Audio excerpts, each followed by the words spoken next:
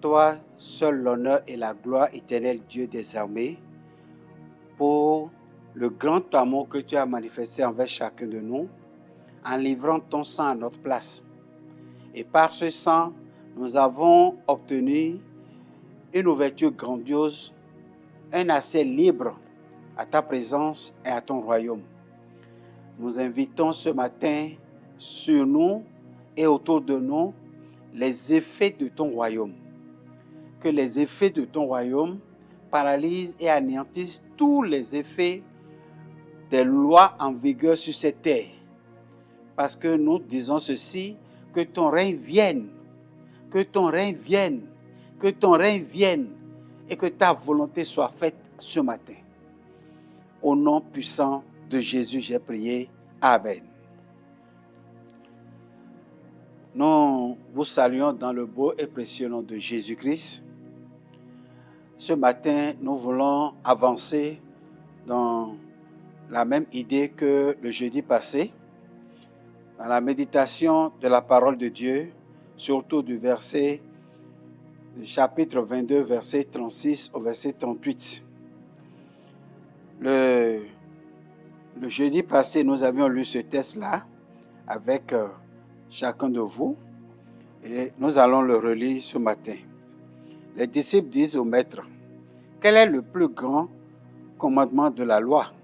Jésus répondit, « Tu aimeras le Seigneur, ton Dieu, de tout ton cœur, de toute ton âme et de toute ta pensée. » C'est le premier et le grand commandement. C'est le premier et le grand commandement. Alors nous revenons encore sur ce chapitre-là ce matin pour vous permettre de bien le saisir. La Bible dit que le premier, le grand commandement, c'est l'amour pour Dieu. Et vous savez, personne ne peut aimer Dieu, comme nous l'avions dit le jeudi passé, sans naître de Dieu. Vous ne pouvez pas aimer Dieu sans naître de Dieu. Et selon 1 Jean chapitre 5 qu'on avait lu le jeudi passé, vous ne pouvez pas naître de Dieu si vous n'aimez pas Dieu. Vous ne pouvez pas aimer Dieu si vous n'êtes pas né de Dieu. Et vous ne pouvez pas aimer Dieu si vous n'êtes pas un amoureux de Dieu. Il faut être un amoureux de Dieu pour pouvoir aimer Dieu. Il faut être un passionné de Dieu pour pouvoir aimer Dieu. Et l'amour pour Dieu est le premier grand commandement, si nous comprenons bien le langage de Jésus. Le grand commandement dont Jésus nous parle dans Matthieu chapitre 22, c'est l'amour pour Dieu. Et quiconque a l'amour pour Dieu, quiconque a l'amour de Dieu, quiconque a l'amour pour Dieu, ou bien l'amour de Dieu, va nécessairement aimer les hommes. Parce que c'est lui le créateur de tous les hommes. On n'a pas dit aimer le comportement des hommes. On n'a pas dit aimer l'inspiration des hommes. On n'a pas dit aimer la réaction des hommes, la manière de parler des hommes. Non, on a dit aimer les hommes. Il faut d'abord aimer les hommes avant de pouvoir les aider à rejeter ce qu'ils manifestent. Quiconque aime Dieu va aimer les hommes qui sont créés par Dieu. Qui qu'ils soient, quelle que soit leur capacité, leur force de nuisance, quelle que soit leur manière d'agir, de parler, de se présenter, il va aimer les hommes. Frère, j'ai rencontré des gens qui sont indisposés tout simplement à cause de la présence d'X ou de Y à leur côté. Est-ce qu'on peut dire que ces gens-là aiment les hommes? Ils sont indisposés. Ils sont mal à l'aise tout simplement parce que X est venu là, Y est présenté. Eux là, ils perdent leur paix. Ils n'ont plus la paix à l'intérieur. Ils ne savent pas où ils sont. Ils ne savent pas à quel sein se vouer. Aïe! Moi, je crois que là, ce n'est plus celui qui dit qu'il aime Dieu, là, qui est réellement un amoureux de Dieu. Non. Pourquoi? Parce que quand la présence d'un autre te fait perdre ta paix, tu n'es pas un amoureux de Dieu. Et nous ne pouvons pas prétendre nous dire que nous sommes chrétiens si nous ne sommes pas un amoureux de Dieu, si nous ne sommes pas des passionnés de Dieu, si nous ne sommes pas des fans de Dieu, nous ne sommes pas motivés, nous ne sommes pas simulés à 100%, pour ne pas dire 200% pour Dieu. Parce que le plus grand et le premier de tous les commandements, c'est l'amour pour Dieu. Et quiconque aime Dieu doit aimer également ses créatures. Quiconque aime Dieu doit aimer aussi les hommes. Car Dieu a tant aimé le monde. Dieu n'a aimé les hommes. On a dit Dieu a tant aimé le monde méchant, le monde mauvais, le monde avec ses pratiques cachées, avec son hypocrisie, avec son orgueil, le monde, avec ses lois par-dessus, par-dessous, avec son injustice, avec tous ses caprices. Dieu a aimé le monde.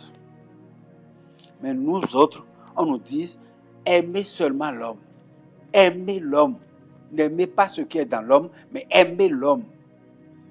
Frères et sœurs dans le Seigneur, dans le livre de Romains chapitre 5, au verset 5, je fais souvent recours à ce verset-là, qui est très capital, qui dit ceci. Or, l'espérance ne trompe pas, parce que l'amour de Dieu est répandu dans nos cœurs par le Saint-Esprit qui nous a été donné.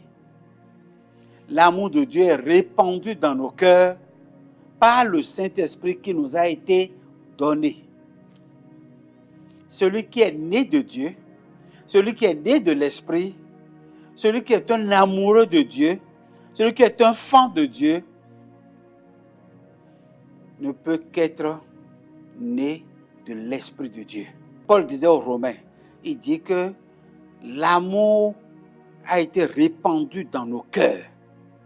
Il n'a pas dit l'amour est un sentiment, l'amour est une émotion, l'amour est une volonté, l'amour est un désir, non. Il dit l'amour a été répandu dans nos cœurs. Ça veut dire que la source de l'amour n'est pas dans l'homme. L'amour ne vient pas dans l'homme comme le désir, la passion vient. L'homme n'a pas besoin de voir pour pouvoir aimer. Mais l'amour a été répandu dans nos cœurs. L'amour a coulé dans nos cœurs. L'amour était quelque part. L'amour était dans un homme. L'amour était dans un esprit. L'amour était dans une entité. Et le débordement de l'amour a coulé de là-bas dans nos cœurs. Par le Saint-Esprit. Donc ça veut dire que celui qui est né de nouveau a le Saint-Esprit. Et celui qui a le Saint-Esprit doit aimer. Frères et sœurs dans le Seigneur, ma question est de savoir, toi qui se nomme évangéliste, toi qui vas à l'évangélisation, toi qui vas dans l'intention d'aller sauver des âmes, toi qui vas dans l'intention d'obéir au principe de Dieu, est-ce que tu es né de nouveau? Es-tu né de nouveau? Aimes-tu l'homme? Et spécifiquement, principalement, celui devant qui tu es. Celui vers qui tu es parti pour lui annoncer Jésus. Est-ce que tu l'aimes? Quand tu l'as vu, l'as-tu aimé? Quand tu l'as vu, as-tu senti en toi que tu lui dois quelque chose? Est-ce que tu veux qu'il partage avec toi le royaume de Dieu? Je pense que c'est ce qui est important. C'est ce qui est indispensable. C'est ce dont on doit se poser la question de savoir, est-ce que nous avons ça? Parce que celui qui va pour accomplir le grand commandement, le premier des commandements, pour évangéliser, sauver une âme, doit nécessairement avoir quelque chose à donner.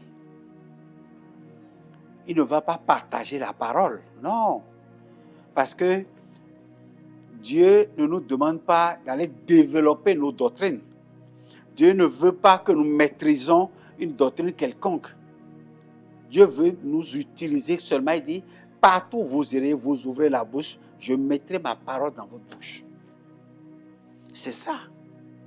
Donc Dieu veut sauver. Dieu veut passer par toi pour sauver la personne. Mais cela demande ta contribution. Cela demande ta collaboration. Et ce que nous mettons dans ta collaboration, c'est l'amour.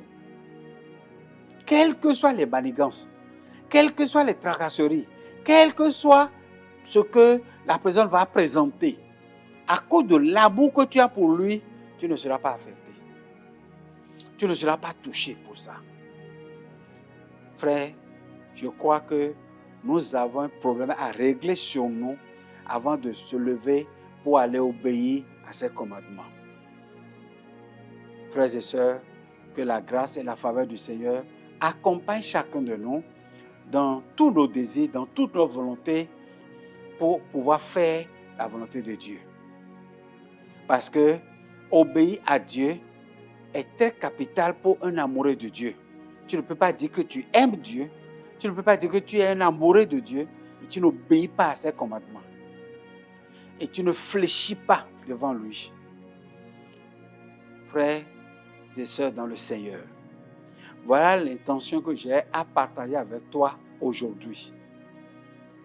Voilà la méditation d'aujourd'hui, là où ça nous accompagne.